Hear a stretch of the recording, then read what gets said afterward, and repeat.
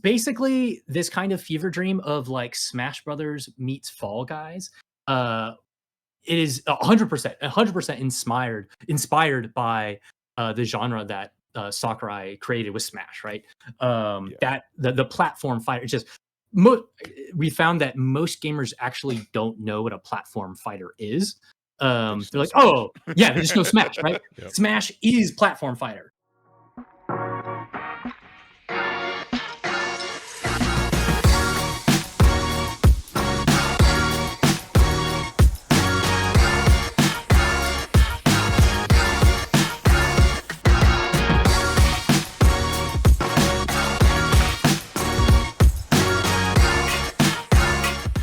What's going on YouTube? This is a No Level Cap podcast. Today there's only two of us, but we have a very special third guest. This third guest is coming to us. We appreciate his time, taking out the time of his day to come and be on this podcast. But he's mostly known for his work on prominent multiplayer and hero shooter titles. Most recently, he is leading his own newly formed indie studio called Supersaurus. You've more than likely played a couple of games that he's been involved in. Paladin's lead game designer and developer at High Res Studios. Senior game designer at Riot, where he worked on apparently an unannounced action PvP game from around 2022 to 2024. A lead game designer at Prophecy Games such as Dead Zone Rogue, Tribes 3 Rivals, Ultra Strikers. So without further ado, it is my pleasure to introduce to you the channel's first interview, Garrett Martini. How you doing? Fantastic. And that intro was sick. Thank you for setting me up so well. Yeah, it's a pleasure to be here. I will take any opportunity I can to sit and talk about video games. So here I am. Yes. Well, we appreciate it. Really appreciate it. Yes, sir. So just, starting off, can you tell us about yourself and what got you into the gaming industry? Like, how did you get into this now, I would say, topsy-turvy industry that is gaming? And what were like your lead ups to it, and how did you get involved? Oh, the lore, the deep lore. It's pretty ridiculous. I was never supposed to be in games. I didn't even know that they're like, it sounds dumb to say now, but I didn't even know that it was like a serious like industry with like companies and like I was originally first I was an artist. I went to art school, and then I was like, oh my God, I'm paying so much money for career prospects that were not very lucrative. So it's like panic. I gotta change something else. So then I got really interested into like science and nutrition and anatomy and physiology, and I was like, oh wow, like medicine is actually really cool. So then I actually did a whole like sports med class. I wanted to be a team doctor for an NFL team. I went to D1 football school here in California. Got my bachelor's in that, and then I was doing a bunch of clinical hours to go to like post schooling in that. You just had to sit and like work with a bunch of athletes and tape up broken limbs and sweaty feet and all the super fun and exhilarating stuff for the sports med track. But all the while, as you can probably guess from a little bit of my backdrop here, is I'm also a huge nerd, huge geek. I love all of nerd culture in gaming, in film, anime, comics, media, all of it. And it was only like it started getting cool around 2008, kind of with the crux of like the MCU hitting the mainstream. It was comics Iron are actually Man, cool. definitely. Oh, 2008 Iron Man. That was that moment for me. I was like, this is for me. No, I don't care about anyone else going to the movies. This movie is for me. So yeah, that was dope as hell. But I'm a huge nerd. And in college, much like you guys were telling me before the broadcast, you guys started this show. I, again, huge nerd. I was building websites with some friends. We were building websites for competitive video games where we would hook into APIs, work with the developers, and basically make like stat profiles for video games. So it's like, and then sell ads or like ad traffic. We'd make money off of ad traffic for people coming and checking their stats on our website. I don't think any of the websites are still up, but it was like the similar version of like, I don't know if you've like played any MOBAs. It's like MOBA Fire style thing. It's like item builds and stats. We were doing that. And then I was working really closely with a studio, High Res at the time. They were just had this new hot fire title in Smite coming out because it was the advent of MOBAs. So that was on the come up, and they're like, hey, do you want to just like do that, but for us? And I was like, whoa, that sounds sick. But you realize, like, I wrap people's ankles, and I get clinical hours on the weekend, and like I'm doing medicine. I'm not formally trained in any of that shit. Oh, can I swear? I know I didn't ask. Is that okay? Or it'll be fine. Okay. Yeah. I'll appropriately swear. So I was like, yeah, just kind of fed up with dealing with these athletes, and then now I can go work in video games. That sounds like a great deal. So they're like, okay, that's great, Garrett. Yeah, we want you on board. Can you move to Georgia from California in 2 weeks? And I was like, wow. Okay, here we go. And I actually originally came in on the marketing side, Hi-Res Studio. I think that lasted like 3 months before they were like, dude, get this kid and his energy, put him on the product side. Is either my current bosses on marketing were like, we're tired of dealing with this guy, or they're like, oh, maybe there's some juice here, and he might be able to affect the product at a deeper level. So really fortunate that I got that chance. And I got in on the ground floor of the game that became Paladins, which is where I cut my teeth. I was on that project from like very, very early incubator stages all the way to like, hundreds of live releases down the line. Worked my way up to lead design. Had, I think, probably the most characters made. I had a ton of things. But yeah, I don't know. That was my life in Georgia for like 7 or 8 years. And then from there, I actually the CEO of that company basically he Tencent had like partial ownership of the company, and I think he was just like tired. He's like, I'm tired of like working with Tencent. I'm just gonna start another company so I don't have to deal with Tencent. And he yanked me and some other folks along to do like effectively a startup, but it was still kind of like a sister studio because it's like Gotcha. we were literally across the street. So we went and at Prophecy, we made a bunch of like little games. We dabbled in mobile. We did auto battlers. We did some FPS. And then from there, that's when Riot headhunted me for R&D. So I went to go work at Riot R&D on games that I hope you've never heard of. But had a blast at Riot because at Hi-Res Riot, we were not a small studio, not a like, indie studio like I am now. We were like, a couple hundred staff employees. We had international esports leagues, players numbering in the like tens of millions. So not small by any accounts. But then I go to Riot and I'm like, oh, okay. This is what the big leagues are like. This is nice, dude. We got like cafeterias. No, I'm kidding. It was super cool. And I just have a crazy perspective on the like multiplayer space from my experience on all of these, typically games as a service multiplayer games. And it's like I've done, all sorts of genres, being fortunate enough to work at these studios. And then I met all of my current co-founders for Supersaurus and Punch Upon a Time while I was at Riot. We since exited Riot, and we were like, man, we can do something.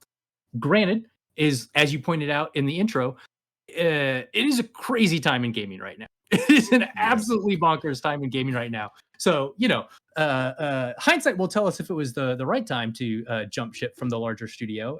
But we are pretty confident and very excited for what we're working on, and it's going really well. So we've cooking up some fire, hopefully, and all of our testing and stuff thus far has been a blast.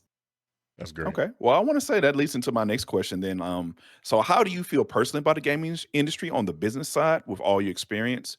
And now that you have built this company, what potential do you see in your company in the gaming space, and what niche do you guys feel like you guys are filling? Yeah, fantastic question. And it's also, there's like two compartments, right? There's like, how do you feel about what we're building and how it fits in to the industry going forward? And then the first half of that question, right, was like, how do I feel about the current industry?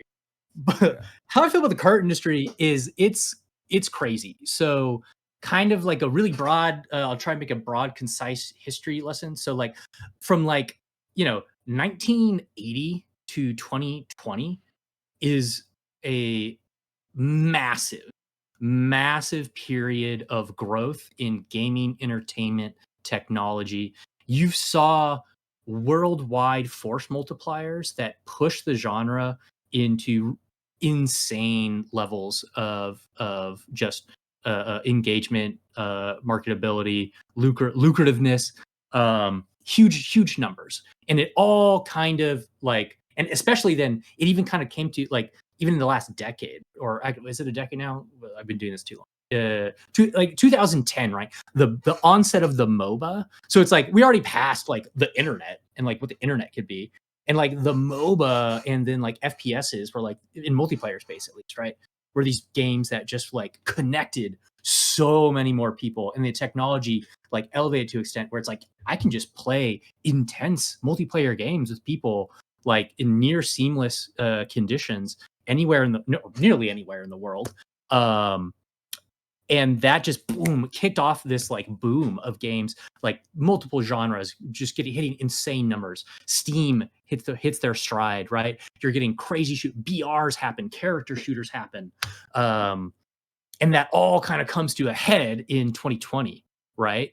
Where it's like now the world is shut down. Everyone is inside looking for an escape from the craziness that's outside their doors and what the nonsense that they're hearing on their television, right? And they're like, I'm just going to escape into whatever game that I have. Thus, just compounding the already massive growth that gaming has seen.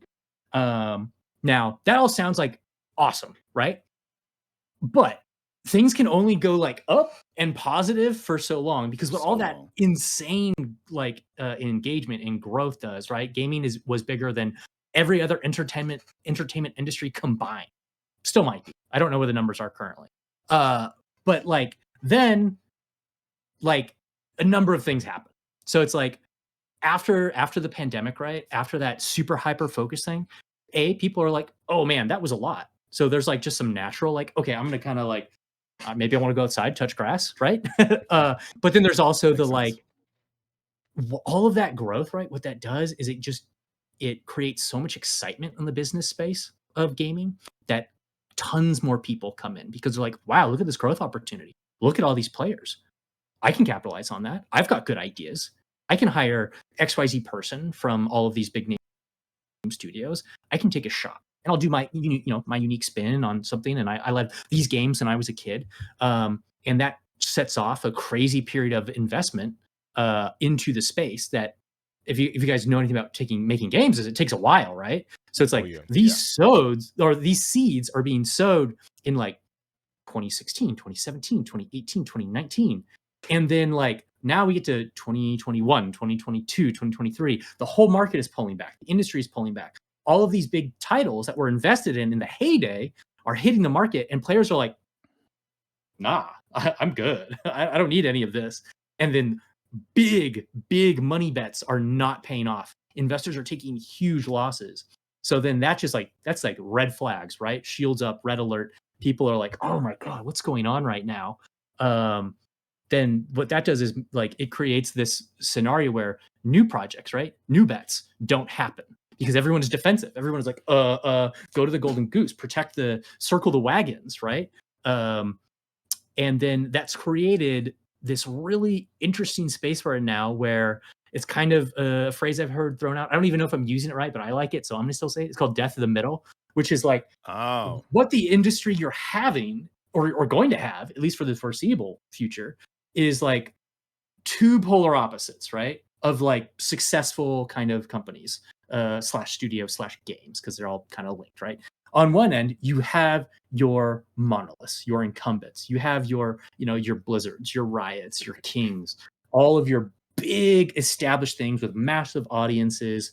They're able to like maintain these communities and keep providing content for them. Typically, these also are oftentimes, right, big free-to-play giants, right? That are just like, you may have heard the term forever game. Yes. Oh yeah. Where they've built things. So it's like really like, it's like, kids, you want to try some free video games? And then they get in there and you play with your friends and you invest hundreds of dollars on cosmetics. And it's the only game you know how to play. And you have this legacy, this narrative, and all your memories are built on this game, right? So it's what you know, what you're comfortable with. So it's like that's one end of the pack, right? These big monolith games, and then typically free to play. There's some, if you're like a not a multiplayer gamer, there's also kind of similar things with like big single player title, like your FromSoft games, you're like, I'm loyal to this style thing, and I inject my $60 or $70 every X years when one comes out. Right? Yep. That's who you are. Rockstar. And then before then, or before 2020, right? There's just a whole lineage of like AA games, right? Tons of studios taking shots, making all these things, and now it's like all the players are like 1 to 2 areas. They're either on the big side, or in the last 5 years, I'm sure you guys are familiar with like, and I say this phrase lovingly. It's only because it's the moniker that like gaming has kind of labeled it as, and I don't mean it insultingly, but like the friend slop genre, right? Which is like really popular right now, which is small scale title, really small team that makes it much compressed dev cycle. And it's just all built around a novel experience that is typically very social in nature. Almost like it's like kind of a board game, more so than a video game, as like the previous generation kind of recognized it. It was like, oh wow, in this era of surplus and bountifulness, people are like, oh, I have so much free time, like my 401ks, like I can just focus on gaming. Like when esports was on the rise, right? It's like, oh, you can have careers in esports. Look at these prize pools Dota's hitting, leagues hitting, high res. Like my studio gave out millions of dollars in prizing. No longer. But I miss Paladins esports. I used to watch it all the time. Dude, it was so fun. It was so fun. The penultimate moment for me was DreamHack Valencia, when I got to go to Spain and sit on stage at it was like a world tournament, and we had like the Chinese team was like the underdog, and they were playing off meta, and then like the incumbents, like the NA. It was like we were also one of the only games where NA was actually good, so that was sick. Because normally we just get dusted. Yeah, we just get dusted by every other country. But yeah, so it's like indie titles now are it's like you're either Riot or Blizzard, or you're in indie title making kind of all team comms voice speak game where you're doing some kind of board game esque like hidden role game, or you're all trying to work together to climb a mountain or to like fly and land a plane. There's all sorts of these like. I did see that game the other day actually. Yeah. The game you're speaking about. I'm so jealous. They got, I think, like 1 million wish lists or something in like 48 hours. What? And I was like, ugh. Like, yeah. Oh, but no, it's like they checked all the right boxes for what is working right now, which is like, we're also in a general economic pullback. So what's the other like thing that these games have in common? They're pretty cheap. They're pretty cheap. And it's like, wow, I could go to the movies with my friends, spend like $40, $50 on food and 2 hours, or get like multiple awesome nights of hanging out with my friend for like $7 with like this new friend slot game. And like, I'm gonna memorize that forever. So yeah, man, it's a crazy time in gaming right now. And we obviously, based on that setup, right, the second half of your question was, I am trying to build a studio that is lean and mean, because oftentimes I kind of hinted on this, but we ran into this a lot when we were trying to go and get investment, right? Trying to fundraise for the studio, which we were ultimately like not very successful at all in the traditional sense. Was like, you would think you'd be like, yeah, you want to tell them, oh, my game director and then my tech director and we worked at these big name studios. And in a way that was actually kind of like hurting us, because they were like, look at this laundry list of other studios that had a very similar format to you guys, and they're all falling on their face, and they lost all of our money. And we were like, oh, true. That is true. And like, I don't know what your guys' personal gaming tastes are, but like there are games, right, that came out in the last 5 years that were super polished by any sense of the standard, right? Made by teams that were very high in pedigree, but they just didn't find an audience, right? This is the typical, game that's been in development for 3 to 5 years, spent 20 to 70 mil, maybe in some extreme cases, like $100 million. And then they hit the streets and no players. Sometimes literally like sub 100 players in some of the ridiculous cases. And you're like, I remember on the podcast, we discussed a lot of these, like the death of Concord and High Guard, games of that nature that just fascinating. Like they hit the market. It felt like they hit the market at the wrong time, and they just missed out. The audience was either just wasn't there anymore who used to go there, or like you talked about earlier, is like they're committed to their games. I think we always had theory that people who are committed to like their one main series, it takes a lot to pull them out of that to sustain into You're 100% right. Yes. Yeah. Especially like with like battle passes and microtransactions. I think you say your friends. I know in my personal friend group, we have occasional times we change games a lot. We played like Aliens Fire Team a couple years ago. Recently, we've been playing Grand Blue Relink. Of course, games like Diablo 4, Path of Exile. But a lot of those go through rotations, and we still end up going back to similar. Like one of my best friends, shout him out, Robert Ivy. He was a diehard Destiny player. He's played it from the first beta all the way to his last days. And we played many hours of Destiny and Destiny 2 together, and those are fond memories of mine. And even a established studio like Bungie, who had been in that, who are basically the faces of like games as a service for a while to me. Who everyone was chasing, they are now on the back end, and that's very telling that there's a big change in the industry. It's really crazy, man, and like it's in a weird way. This is my total personal opinion here, so I'm sure we'll have some game industry scholars in chat or comments tell me no, I'm wrong. I don't know what the hell I'm talking about, but like a lot of this, right? I think is like kind of, or it's all connected, but I think a lot of it is actually games as a service's fault. I don't necessarily mean it in a negative way, but like, because we'll just take the what you just brought up, right? It's kind of topical, right? Bungie is in the news a lot these days for whatever reasons. And Bungie, right? They like their like Marathon, right? Is the new hotness, and I'll often like even on the announcement of that game, people are like, "Wait, but we wanted Halo. Like, what's going on here? I'm so confused." But it's like I as like I was talking about, right? These massive games as a service, free to play, forever games, they create such an allure for the business side of gaming that it's like, actually we talked about this in when I was talking with Evan. It's like, if you're a business guy, right, you're going to your boss, the CEO, right, and he's like, all right, business guy, what is the smartest business decision for the next game we should make? Is it going to be the game that's kind of getting by and making a couple tens of millions of dollars in profit, or do you guys want to shoot for the juggernauts that are multi-billion-dollar franchises and sustain studios and give generational wealth to everyone's family who worked there? Yeah. I mean, how do you think most business people are going to answer that, right? That's a good point. Yeah, you know what? Let's pursue that live service moonshot, right? With like these crazy character arena shooters, a la Vanguard, or the craze is everyone is trying to make the extraction shooter, right? They're trying to Tarkov. That really blew we could put our spin on Tarkov, and have our twist on that forever game genre. It's the same gold rush, right? When BRs came out, everyone had to do a BR. My company did technically multiple BRs, so it's like we were Ram Royale. Hell yeah, Ram Royale.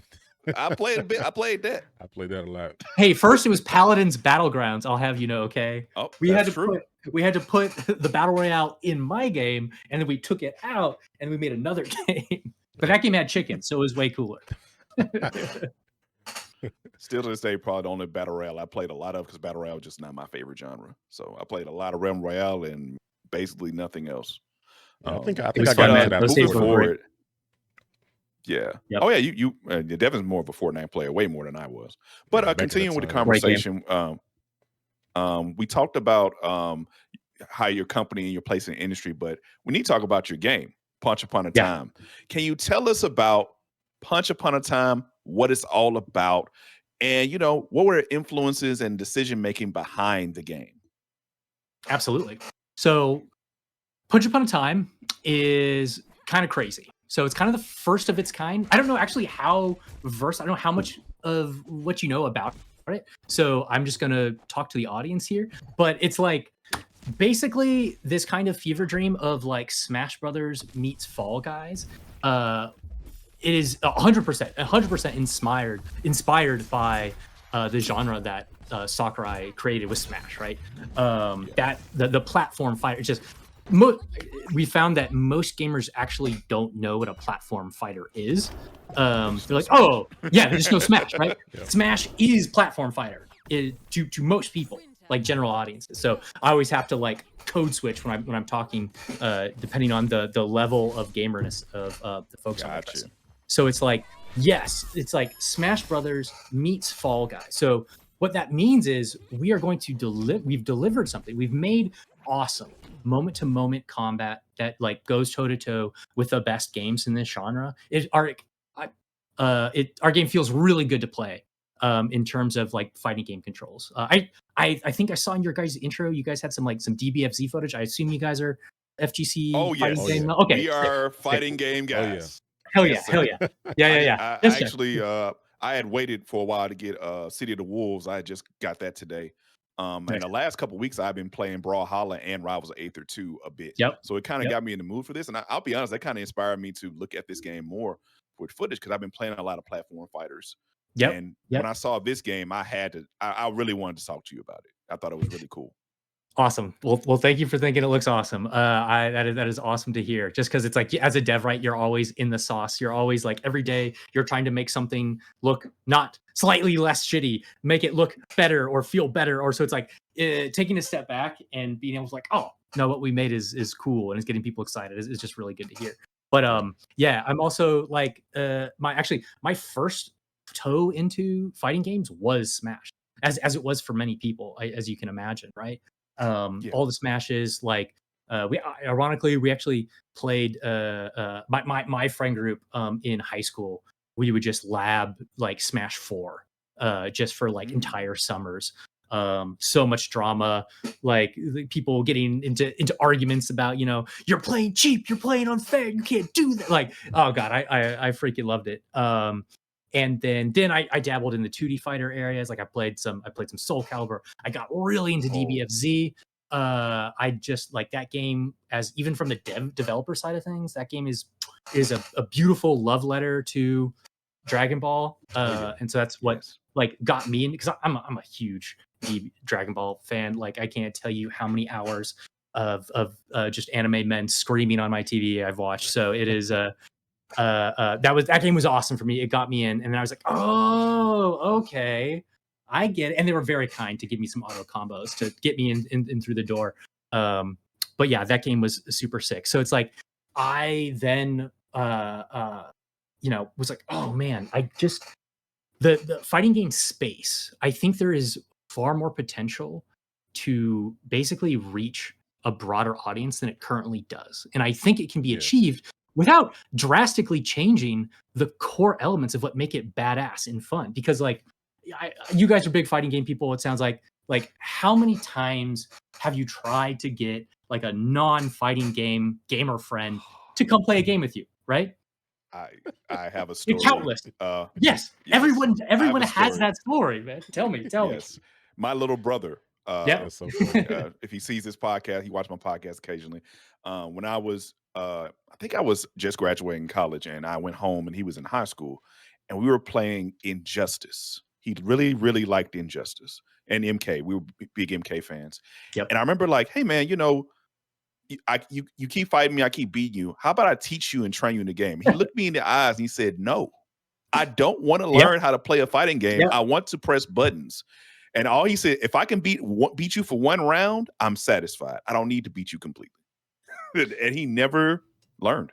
That was a running joke we had in college. So you meet somebody and you playing fighting games. So we in college we had a video game club, and for like a couple of semesters I was a president of it, and it was mostly fighting games. It was like half the room was Smash, and then you had like a section of Street Fighter, Marvel, and one corner of Mortal Kombat. NRS, I was an NRS guy, so that was me. So and I'm sure, Garrett, you've probably heard somebody walk up to you like, I'm really good at this game. I'm really good at Smash or whatever the game. Oh, I love it. Yeah, the local champ who thinks he's the Yes, and it's just when you understand like your little small group of people sometimes is like a very small pond of like such a big ocean of players.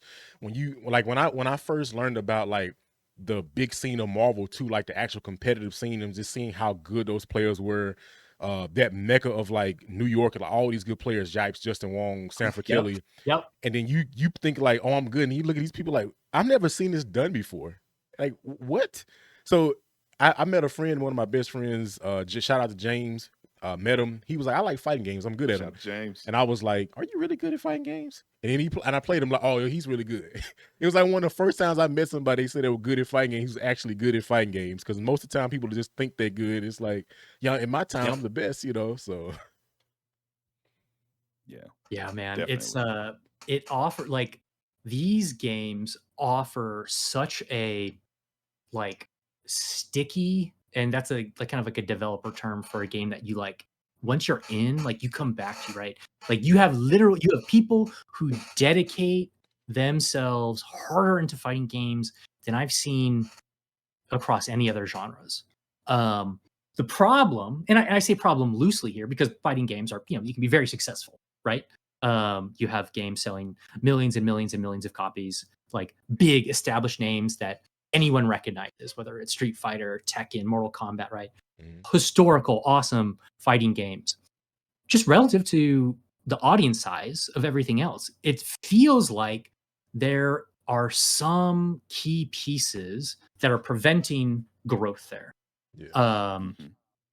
And again, I want to like double, triple, quadruple reinforce. I don't necessarily see this as like a problem with the genre. I see this with kind of just like the developers and the products so far have been relatively slow to adapt in a way that many other genres have, largely because of how awesome and tight this core community is around the historical first template of what these games were, which was the arcade box. The like it's there's a character A and there's a character B, and you're going to be right next to your opponent in local space, being able to talk and interact in a very sociable thing, and you're going to like try and beat the snot out of each other. Now, I take issue because I go like I've experienced in all these other multiplayer games, which rope in these massive audiences and entrench these hardcore like groups that have massive esports leagues and stuff like that. And I see the power of what a social group working towards common goals can do. That fighting games, unfortunately, doesn't really get in the actual game loop. They get that in the kind of the sense of the community that happens outside the game. But as far as like people being able to socialize, build connections with their like either new people or hardened connections with like their friend groups, fighting games are actually kind of lonely, right? It's like you're gonna be in your room grinding 1v1 ranked in most cases for sometimes, and this is, depending on how good you are, sometimes there's like a year before you're even good at a game, right? Yeah. That's very realistic. Oh yeah. And like very realistic. You tell that to 99% of people who want to relax, have some kind of recreational value from video games, and they're like, man, there's so many other things competing for my time right now. I think it's like your little brother. He's like, nah, I'm good. Right? It's like I can just like go like squad up with like a couple friends where we drop in Fortnite, maybe like get a rare chicken dinner. Yeah, to build something dope in Minecraft and like be on Discord, just like talking with each other, interacting in the same gameplay space. Fighting games has kind of that, but not really. So what we identified was it's like, okay, we love fighting games. We believe that this genre can grow. It's amazing right now. It achieves things that other genres wish they could achieve in terms of like community strengths, like title loyalty, stickiness of the gameplay, moment to moment satisfaction of hitting a button on a keyboard or a controller and being like, ooh, like you feel it. God, like slight tangent, dude. When I was on that DBFZ like binge, It was like Mhm. right when the game hit the market, right, and it was the first lead up to the first Evo it was going to be in, and I got so into the like Goichi versus Sonic Fox Sonic Fox. rivalry, and Yeah, like their teams going at it, dude. And like I can't remember if it was the at Evo or it was the exhibition. I think they did an exhibition match before Evo, but it was like Sonic Fox hit Goichi's cell, I think, with like 3 Android 17 like command grabs, like back, and the audience was roaring every single time he did it, just checking Goichi. Oh god, I was like, oh my god, there's like the mental aspect of this game, the emotional aspect of this game, and then like the whole Evo audience stopping to yell for the cell intros. I was like, I love this. The sound of the crowd roaring, man, that was great. And it said that, and like that being as like this awesome esports experience, right? Which is how esports got a lot of its like virality online, right? It's like, oh wow, people play these games and they're passionate about it and they love it and the competition is fierce. And then like fighting games has that, it nails that, but it just doesn't have that wider reach because of these barrier entries that we talked about. And I was like, oh my god, there's so much potential here. And then we were like, well, okay, if we want to do this, is it a 2D fighter? But it's like, no, I think it's actually, if you're going broad, right? What Soccer I did with Smash, like, and he did the like, okay, how do I mold these fighting game, what the principles that makes fighting games awesome into a very approachable format. And the nice thing also is that it works with like many characters on screen, compared to your traditional 2D fighters, right? Which is like, one versus one and some assists. So it's like, okay, now we're talking the properties. It's kind of coming together. So for Punch, we were like, how do we achieve the same like team squad like effect that every other big multiplayer game get? And like, I do the spiel. I've done this, some version of the spiel for every investor. So I apologize if it sounds practice, but like, think about, the growth of like, okay, the local, like, you guys are, I'm sure you're familiar with N64 titles. You probably, I was mentioning, because a lot of my experience, even before I was like super big into fighting games, was FPS, right? It's shooting games.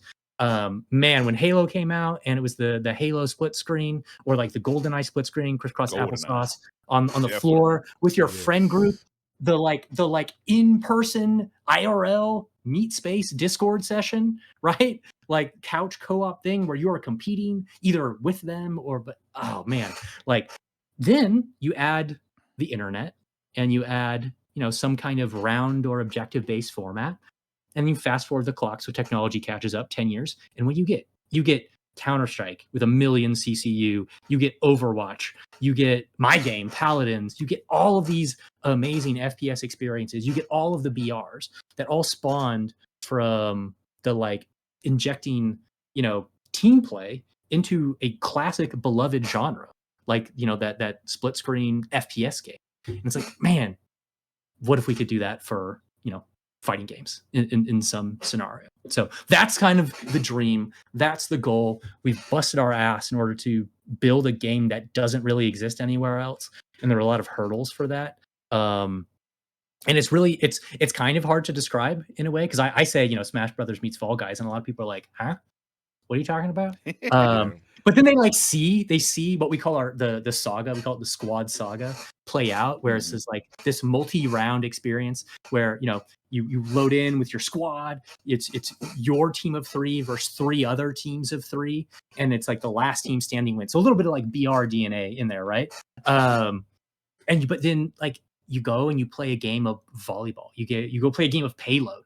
You go play a game of basketball, and then like maybe there's just a straight up 2v2 somewhere in the mix there, and then you like round it out with I don't know, like a capture the flag, and it's like you're playing a fighting game. this entire time. It is all in this fighting game Smash style combat engine with some just like world-class moment-to-moment gameplay, technology and engineering. Shout outs to my team for that. Thanks, guys. But at the same time, you're getting this like kind of fun party atmosphere of like these unique mini games aspect that like no one else can really offer in the same format that we do. Yeah, speaking of that, going off the Steam page, like Yeah. the game, it seems like the game promises like 40 plus unique modes. You mentioned like basketball, volleyball, red light, green light. Yep. You know, a lot of games these days, especially like first time projects, they kind of launch a little bit more bare bones and add content later, particularly in multiplayer games. But can you talk a bit about what led y'all to go the opposite direction, the heavy on content early and moving in this direction of having all these different options of gameplay modes? Because that was very striking to me when I saw the game. Was like, that is a lot of content out the gate. A lot of fighting games struggle with that. Like we've seen, like, you know, Invincible came out this year, Avatar came out this year, and in comparison, gameplay mode wise, you're kind of kicking their butts a little bit.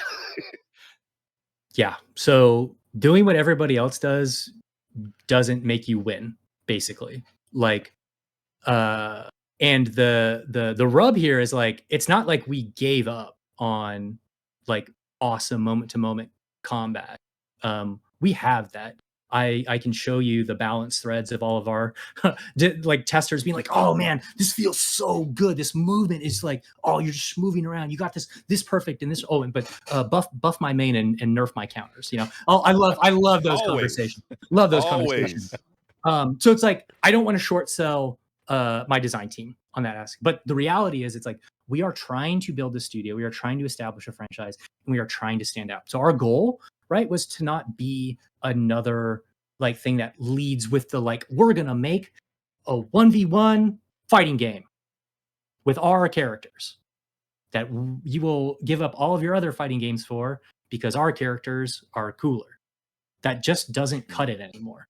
At least for the scale that we want to be at. So we believe that, like, as I was alluding to, that there is a formula that is waiting to be unlocked that we are pursuing that will allow for the magic. Like it channels that old couch co-op magic onto the digital couch of today, which is effectively Discord, right? Where you can like play a fighting game with your squad of friends, and you're not sitting there beating up your little brother for an hour on end trying to get him interested in this game. He's on your team. He's on your team. You guys are working together. You're taking down the ops together. The bad guys are like hitting the floor, and it's because you're or you know, maybe you're getting your shit rocked, and you're like, oh, that random we had in the lobby totally tanked it for us, right? Like, let's just go next. Let's forget about that. Whereas a traditional fighting game, that magnifying glass has nowhere else to focus on but back on you, which for a lot of people sometimes sucks. And they're like, I have to play this game for a year before I get good out of it. Nah, I'll go play something else where I can, you know, 50 someone just you know, click on someone's head in an FPS, and maybe I'll win the trade based on like the spray pattern or something like that. Not to, you know, talk smack about my shooter brethren, because I love shooters, but it's a different breed. It's a different animal. I agree with you. I think there are times where people have trepidation. I've heard it from people I know and love that, like, man, I don't feel like getting my stuff rocked today. I'm gonna go play something that I lean more closely to, that I feel like I'm more good at and investing more time in, like a FPS. And I have people around me to play with that I enjoy being around, and I don't have to have this solo experience where I'm just tortured fighting online. Because hey, everyone's been there. If you play fighting games at all, the 1v1 era, you're gonna have those moments where you feel like, man, I'm just not hitting it today. I've lost like 5 matches back to back. I've gone down and ranked. And all my friends, they're at work or like married, and now they don't have as much time to play. And I'm like, man, this 1v1 stuff is not as much. But if you play like a multiplayer game, like I said, we've been playing Grand Blue, I could call my friends, hey man, y'all want to play some Grand Blue? No hesitation. They get on it. Yeah. But also I want to bring up, since you talked about this, talk about Punch Upon Time and the ideas behind it. One thing you notice when you see Punch Upon Time is that all the characters are based off of fairy tales, public domain kind of characters. We see the big bad wolf, but we also see mythological characters like Hercules and most recently, like Dracula, I've seen in some of the most recent trailers and stuff. So tell us about the selection process for your characters. Are all public domain characters on the table? Are there certain characters you're like leaning more towards? Are there some surprises we might not expect? Yeah. So yes, obviously the strategy is to use public domain. And the insight here, just because I generally I deal with a lot of the business side of the studio, right? From a business perspective, making a character-based game, having your characters resonate with an audience is really, really important. There's a reason, right? While we'll use Marvel Rivals as an example, right? I don't know if you guys have played Rivals. A lot. Right? So huge success, giant player count, like, and their gameplay, right? Their moment to moment gameplay, like, it's good.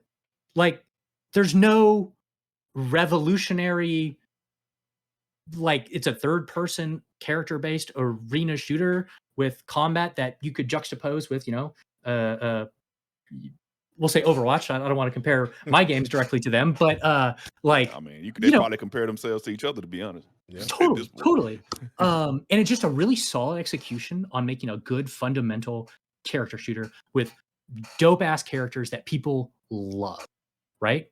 And that love, that resonance of these characters is so important because it's all about the fantasy of playing a character, like stepping into the shoes of that forever, whatever. I don't know what archetypes you guys like to main, whether you guys are the edge lords with like the samurai swords and the flowing cloaks, or you're telling me you're playing tank characters and paladins, right? So like, if you like the hulking just heavies, right, with like command grabs and stuff like that, like everyone's got their power fantasy. Speaking my right? language. Yeah, everyone has their power fantasy. And if that the character that you play in a game also has a big fan base and following, that you have a lot of other people that love it too, it's like all the better. And where a lot of new titles struggle, right, is they're like, okay, we have AAA game development experience, but we're small. I don't have the wallet to go to Marvel and be like, hey, yo, let me license those characters. As much as I would love, I could hit fire a kit for every Marvel character whose helmet I have on my shelf in my game right now. I don't have access to their IP yet. There's no shot in hell that little guys like us have that.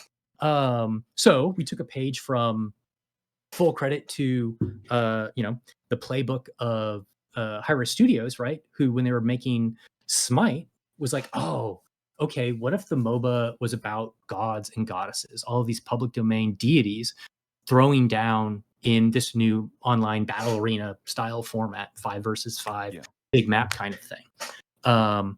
Because, whether it's through public education, popular media, each of you right now has some kind of relationship with almost every character in Smite. And Smite had to pay not $1 to achieve that. Versus me going and being like, okay, team, I need you to make characters right now that are going to be so powerful and compelling in a multiplayer game, by the way, not even a single player game, in a multiplayer game that is going to rip people's attention from all of these big names that they're familiar with and have been part of their lives for many years or decades prior. That is a tall order, and tons of studios fail to do this, despite making awesome characters. So the resonance there is the key thing that's missing. And we see it time and time again when people show up for our playtest, or even like people's kids or younger. They're like, I remember one of my founders' kids like doesn't play fighting games at all. His daughter's really smart, does a lot of probably other much better use of their time, and she's like, oh, I want to play the big bad wolf. Let me play the big bad wolf. And I'm like, resonance. That's what resonance is. It's like everyone has heard. And also Big Bad Wolf, dude, he's actually in like a multiple fairy tales. That guy is cheating. Yeah. He's like Three Little Pigs, like Red Riding Hood. Yep. Yeah, he's hopping. He's multiverse in that. Houses down. Yeah, exactly.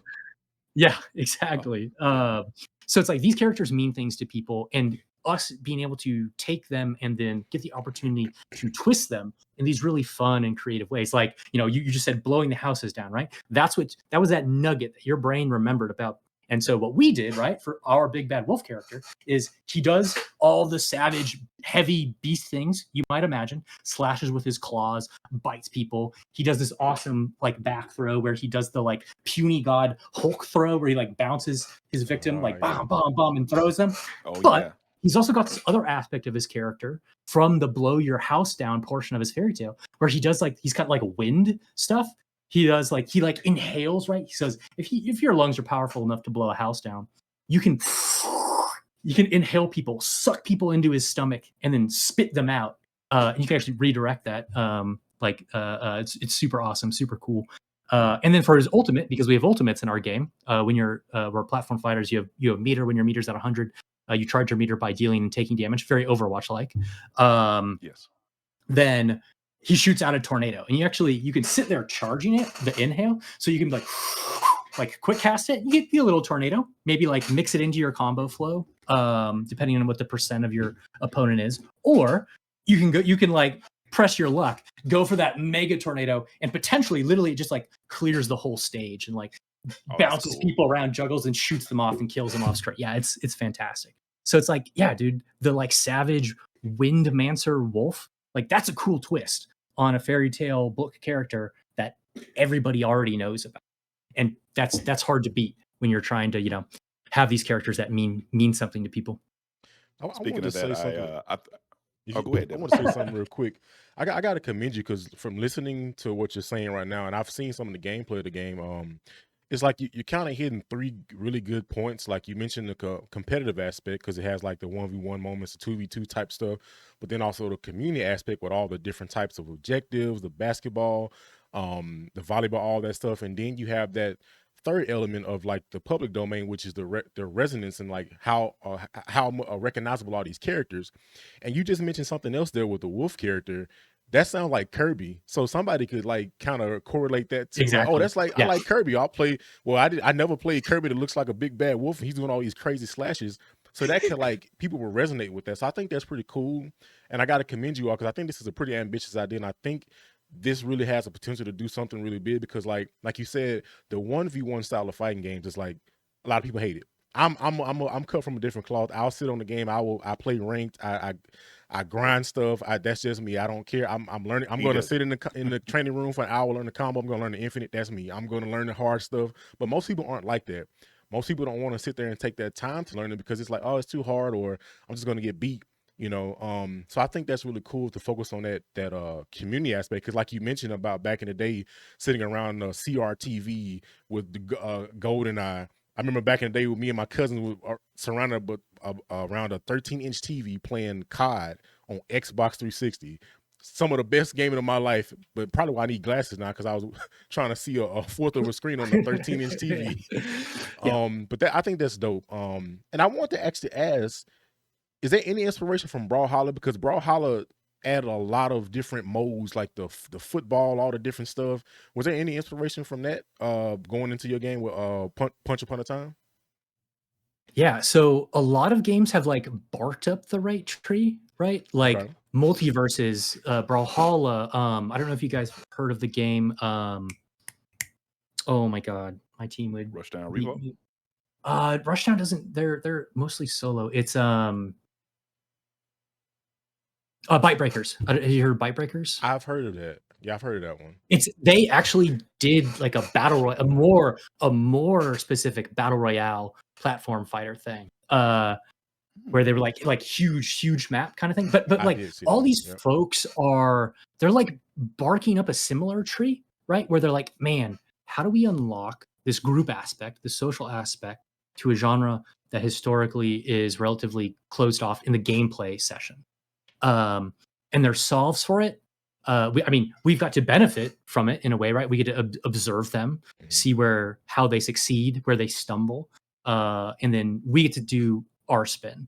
And we found that a lot of the keys are so shared goals, having people be able to be responsible for kind of the outcome of their teammates' play sessions in some way, because that's all of your important team games, right? You have to rely on other people in some capacity, for better or for worse, right?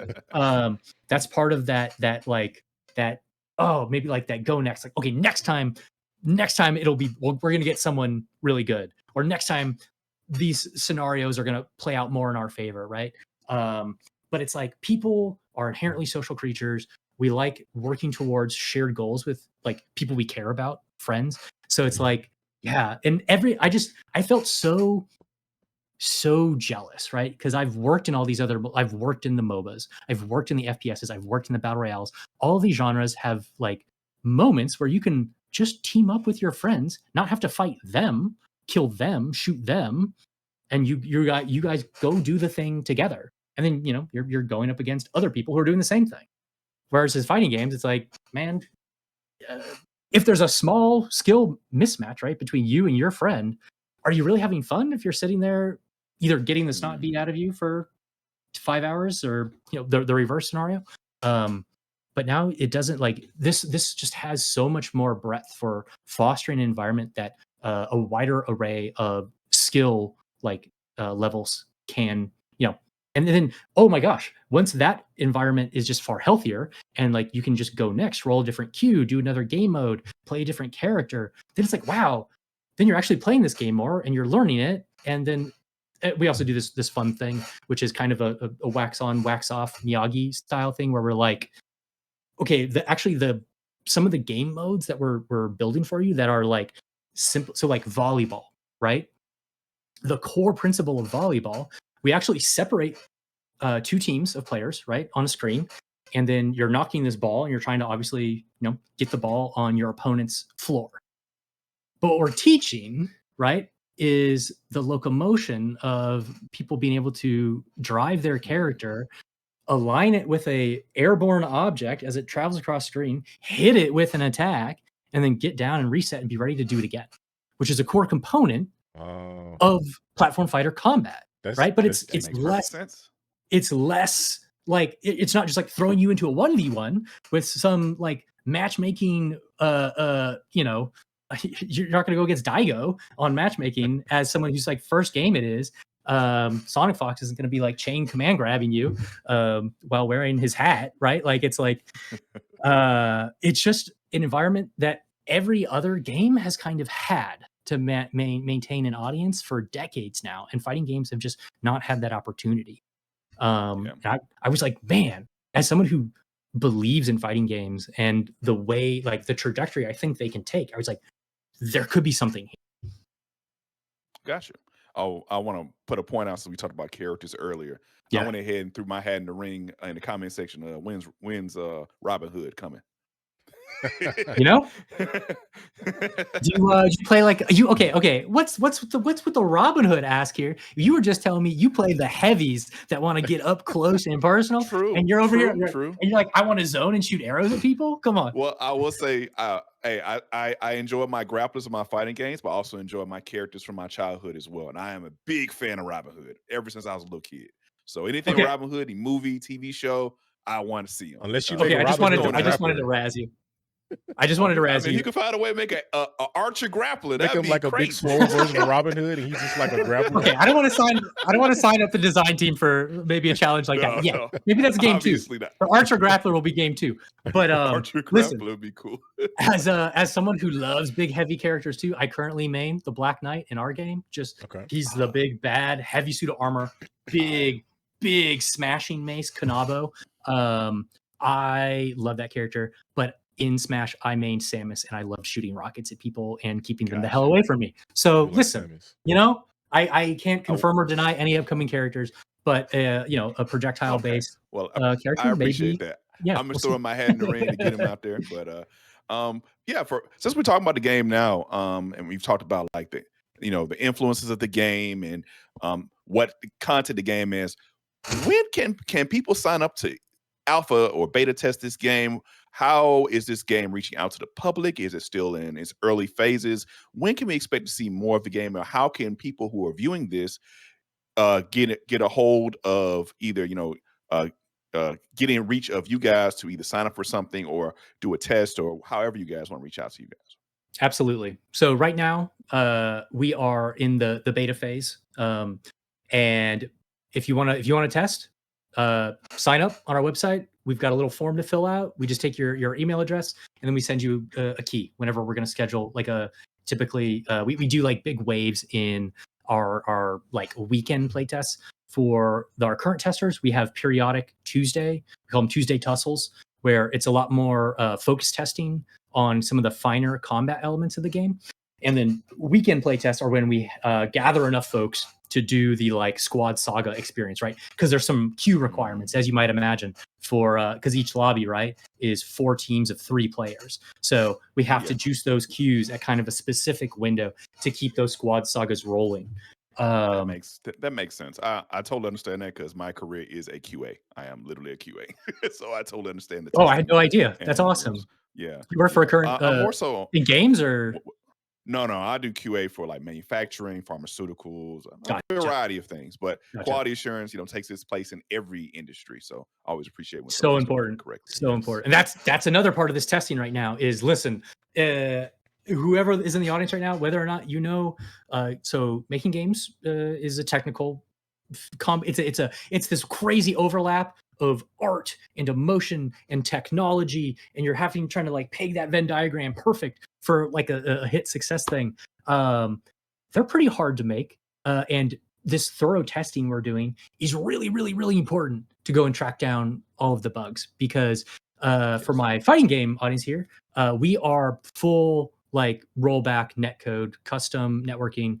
My lead, Vontre, tech lead, has made a number of these games where he has just like solo owned the netcode, and we've had some really encouraging tests where people like testing in Korea are like, oh, playing like us on like West Coast of the US, are like, oh, I felt like you guys were like right next door. So we're really proud of our networking suite here. It's a pretty crazy technical achievement too, especially when you consider how many characters we have on screen. Like in some of these mini rounds, right? I told you there's 4 teams of 3. Some of the mini game rounds are 12 players on a huge map on your screen at the same time, all full rollback networked, where every bone rotation calculation is all perfectly in sync. Yeah, it is a technical marvel. So hats off to the squad. But yeah, I forgot what the question was because I'm rambling here. But it is all good. It is all good. We're just talking about how can people get a hold of the game and that's right. testing or betas or alphas, or is there anything coming up? And you explained that earlier, how to sign up. I've actually already signed up myself because I was super excited when I saw this game. I wanted to try, and whatever you guys have a test, I'm going to be checking my email crazy to get in. Hell yeah. I definitely want to get a hold of this. Is there a timetable for are you guys shooting for a specific release date, or is it still up in the air, or is it still not concrete yet? Yeah, so we've got an idea. It's probably sooner than a lot of people expect. So definitely before the end of the year. And what month is it? It's all kind of a blur these days. July. So yeah, there more information soon, but probably faster than many would expect. The team is grinding right now. Oh, glad to hear it. Another question. I guess I'm gonna have 2 questions for you, and the last question is something I want to create a tradition for these for this podcast. But the next question is, what do you want to everyone who's looking forward to this game? Where can they check out the latest news for the game? Should they check your Discord? Is the website? What was the best place to reach you for news on the game? Absolutely. So join the Discord, follow the socials. We've got the full suite. I post a ton of dumb things, clips and stuff like that. So please jump in and yell at me and tell me, wow, that's broken or that's not broken enough. I love to hear it. But all the socials, and then shout out wishlist, please. It helps us so much for these new indie titles. Wishlist on Steam, Punch Upon a Time. And then you can sign up for the beta at punchuponatime.com or supersaurus.com. It's the first email field you'll see there. Hit us up on all their socials. We'll get you in, get you playing ASAP. We've got a new character playtest on the horizon, date unannounced, but it's feeling pretty good. I get my butt kicked by it regularly in all of the playtests now, and I yell at all of my team because surely the character's busted. I'm just not bad. That must be the reason. Okay. So my last question for you, I'm gonna leave it open if you want to talk about anything else. But my last question for you, I want to create this tradition for this our first interview we've ever completed on the podcast. Congrats. What are you playing yourself right now? What are you having fun playing right now in your leisure, if at Gotcha. all? Yeah. So the if at all qualifier is actually really important. We are a very small team. Everyone on my team wears a lot of hats. We're doing the jobs of multiple people that would be more kind of like solo dedicated on a larger team. So no one on my squad has a ton of free time right now. However, when I'm not playing our game, yelling at my team, being like, we got to nerf that character because you beat me. Uh, I'm actually ironically kind of meandering in the TCG. My like go-to just quick things. Actually, I play Marvel Snap. That's like my TCG. I played the TCGs before. I did the more newer one. I messed around with the actual in-person Riftbound TCG. And then prior to that, I've played Magic. I played Hearthstone. But right now, my kind of go-to, it's just very consistent. It's very quick. It's simple and still gives me a little bit of that multiplayer competition vibe is Snap. So I regularly just go and I compete on ranked in Snap. And if I try really, really hard, I usually get somewhere between like rank 300 or 1,000 is usually where I end up on a season. So I'm not the best, but I'm also not the worst. Yeah. I always find Marvel Snap was I felt like when I played it first time, I was like, this is perfect for people with jobs and families and careers. Like it's just so much smaller of amount of time to input into it, but you still get the feeling, like you said, a tactile feeling of playing consistently. And of course, Ben Brode is really good at designing stuff and making you just want to play it and getting you excited about playing. That dude's a genius to me. I've always been a fan of his. So yeah, that game is really cool. All right. Not to name drop, but sorry. I was saying not to name drop, but when we were doing this whole startup experience, he had done a startup, so I like randomly reached out to him, totally not expecting a response, and I got a conversation to talk to him about like starting a company, like because he went out and he started Second Dinner with that, right? And he's just as cool as he appears to be, I promise. And I was like, yeah, I'm a huge Ben Brode fan as well. So that's awesome. Glazing Yeah, Ben. that's really cool. I want to say one more thing. I think, what's funny? I saw a video and somebody compared, I guess it was some earlier testing, and they compared the game to Mario Party. And I was like, it'd be awesome if this game could kind of get that audience, because it's kind of what it is, like Mario Party DNA meets that. And I really hope when this game comes out that it really does well, because I can just see a lot of people having a lot of fun, maybe losing some friends, hopefully not. Man, you could have beat that guy. You didn't You'll make be the making shot. friends. You'll be making friends. It's the most you said you had basketball down. You were breaking all the shots, man. Come on, man. Dude, basketball is one of my favorite modes. Dude, because like I play the heavy character, and his forward smash, you can literally just smash that through the hoop from the complete opposite side of the stage, because it just hits so hard. I love it. It's so dope. And yeah, but like our game is like the stupid tagline that I'm just gonna repeat is it is like the most fun you can have with friends in a fighting game. Because like there's tons of like games out there where if you want that, super sweaty 2D fighter 1v1 experience, we're not trying to take you away from those games. We're trying to give you something new, which is playing a fighting game on a squad of your friends. So it's kind of new, it's kind of fresh, it's kind of crazy. We'll see how it plays out. All right. Was there anything else you want to say to the audience before we wrap up for today? This conversation's been great. But is anything been on your mind, or you just want to reach out to anybody and say, sir? Oh, I just want to say thank you to my team. We are small, but we are extremely capable. And I have, a lot planned for us, and I can't wait to see what we do and what we achieve. All right. Well, I guess that's going to wrap it up for today, guys. This is our interview with Garrett Martini, and we want to thank everyone for watching out there. Check us out on No Level Cap 99 on YouTube, and check out Supersaurus' game Punch Upon a Time at all socials and on the website, and sign up, because this game is going to be special. Yes.